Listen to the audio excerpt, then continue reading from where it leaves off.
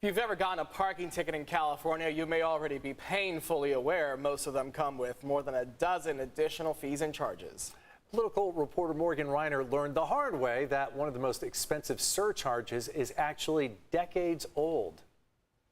Not exactly the way I wanted to start my morning, but when I opened up this very first parking ticket I got since moving to California, I saw something that I haven't seen before, a 20% surcharge. And, as the journalist I am, I started asking some questions and doing some digging, and it turns out that this surcharge is decades old.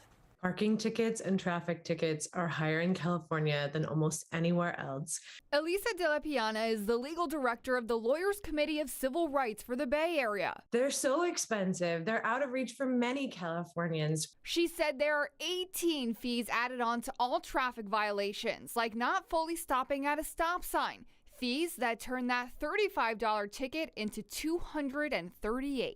It's a backdoor way to take money out of people's pockets. One of the fees added on to all parking tickets as well, like the one I got, is a 20% surcharge. It was created in 2002 at a time when the state faced a deficit. The legislature essentially decided to balance the budget on the backs of people who are disproportionately likely to get traffic tickets, Black and brown Californians. The surcharge still remains in place, even though the state is facing what could be a $60 billion surplus. We should be able to hold people accountable without putting them in financial distress. Ann Stuhl-Dreyer is the director of the Financial Justice Project. We were set up to assess and reform fines, fees, tickets. Both Stuhl-Dreyer and De La Piana said it's time for reform. There is acknowledgement of that from everyone, from the Chief Justice of the state of California to many California legislators and the governor's office.